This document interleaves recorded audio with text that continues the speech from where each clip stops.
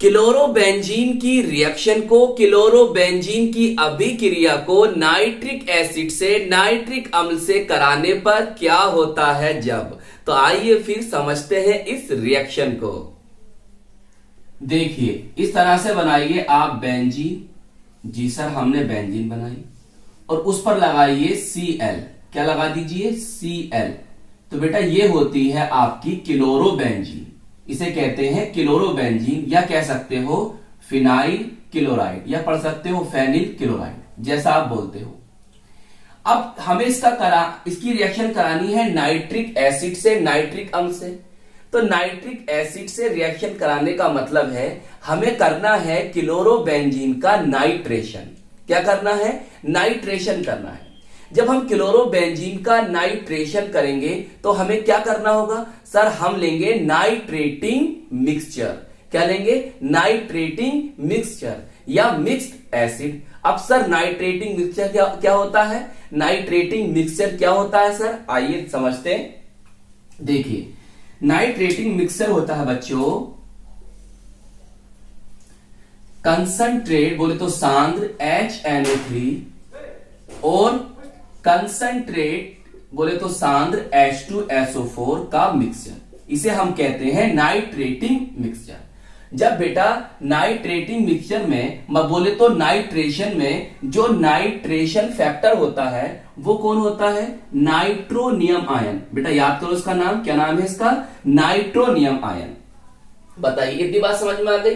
क्या नाम है इसका? Nitronium ion. अब देखो अब ये कैसे इस बेंजीन रिंग से जुड़ेगा। हम जानते हैं बेंजीन रिंग ये होती हैं वो इलेक्ट्रोफिलिक सब्स्टिट्यूशन रिएक्शन देती हैं, इलेक्ट्रॉन स्नेही प्रतिस्थापन अभिक्रिया देती है। तो ये भी कौन बना बेटा? ये भी तो एक इलेक्ट्रोफाइल है, बोले तो इलेक्ट्रॉन रागी है या कह सकते हो इलेक्ट्रोफिलिक रिजेंट है। कौन है? Electrophilic regent. हिंदी में कहते हैं इलेक्ट्रॉन स्नेही अभिकर्मक। तो अब ये बेंजीन रिंग से कहां जुड़ेगा? ऑर्थो पे जुड़ेगा, मेटा पे जुड़ेगा, पैरा पे जुड़ेगा, ये डिसाइड करेगा ये Cl। बेटा ये Cl होता है प्लस M इफेक्ट, बोले तो प्लस M मेसोमेरिक इफेक्ट। क्या होता है? मेसोमेरिक इफेक्ट या मेसोमेरिक प्रभाव।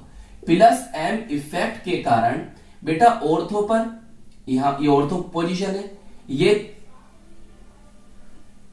पैरा पोजीशन है, ये मेटा है और ये कौन है? मेटा है और ये कौन है? ऑर्थो है। तो प्लस M इफेक्ट के कारण बेटा ऑर्थो पर और पैरा पर, ऑर्थो पर और पैरा पर, ऑर्थो पर और पैरा पर इलेक्ट्रॉन डेंसिटी बढ़ जाती है, बोले तो इलेक्ट्रॉन घनत्व बढ़ जाता है। और जो इलेक्ट्रोफाइल होते हैं, जो इलेक्ट्रॉन रागी होते हैं, जो इलेक्ट्रोफिलिक रिजेंट होते हैं, जो इलेक्ट्रॉन स्नेही अभिकर्मक होते हैं, वो क्या होते हैं? इलेक्ट्रॉन के लवर होते हैं, इलेक्ट्रॉन को चाहते हैं, इलेक्ट्रॉन को लेना चाहते हैं। तो बताओ कहां जाएंगे? सर ऑर्थो पर और पैरा पर जाएंगे। क्यों जाएंगे? क्योंकि सर ऑर्थो पर और पैरा पर ही इलेक्ट्रॉन डेंसिटी, इलेक्ट्रॉन घनत्व ज्यादा है और ये इलेक्ट्रॉन लेना चाहते हैं, इसीलिए ये इसके रेस्पेक्ट में ऑर्थो और पैरा पर ही जाएंगे।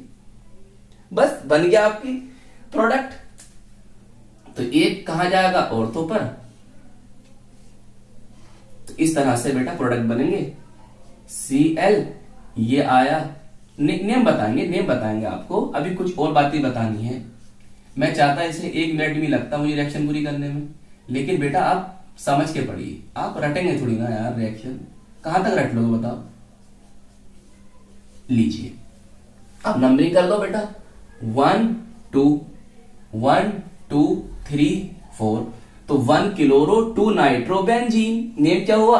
1 क्लोरो 2 नाइट्रोबेंजीन। यहां पे लिख लेना, सही है। इसका नेम क्या हुआ? सर इसका नेम हुआ 1 क्लोरो 4 नाइट्रोबेंजीन। यहां पर आप लिखना 1 क्लोरो 4 नाइट्रोबेंजीन, सही है। अब देखो यहां पर Cl और NO2 ये दोनों बड़े बड़े ये जो ग्रुप आ गए, पास आ गए हैं, तो इनमें क्या होगा? प्रतिकर्षण होगा। क्या होगा? प्रतिकर्षण होगा, जिससे ये जो उत्पाद बनेगा ये क्या बनेगा? कम मात्रा में बनेगा। इसे हम कहेंगे माइनर, सही। ये आपका माइनर प्रोडक्ट है। देखो जबकि ये क्या है? आपस में बहुत दूर दूर है, तो यहां पर प्रतिकर्षण बहुत कम होगा, रिपल्सन बहुत कम होगा, तो इसीलिए ये जो बनेगा मेजर बनेगा। मतलब ये अधिक मात्रा में बनेगा, ये कम मात्रा में बनेगा।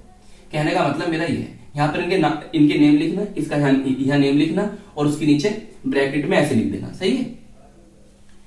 ये क्या बनेगा, मेजर, मतलब अधिक मात्रा में बनेगा। बताओ बात समझ में आई। देखो इसे याद करने का तरीका बता दूं मैं आपको, कैसे याद करोगे। देखो इसे मैं जो HNO3 है इसे हम कैसे लिख सकते हैं, HONO2, सही है। तो यहां से तो एक H निकलेगा भाई, जब तो भाई यहां से या यहां से क्या निकलेगा, एक H पॉजिटिव निकलेगा, नहीं निकलेगा। जब तो आकर ये NO2 जुड़ेगा, जी सर H पॉजिटिव निकलेगा।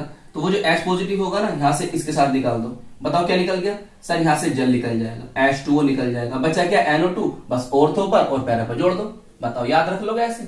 बेटा ये भी पूछ लेता, ये पूछ लेता नहीं, मैंने आपको बार बार क्यों याद करवाया, क्योंकि पूछ लेता है कि नाइट्रीकरण में जो नाइट्रेशन करता है उस रिजेंट का, उस अभिकर्मक का नाम क्या है। तो नेम क्या है, नाइट्रोनियम आयन।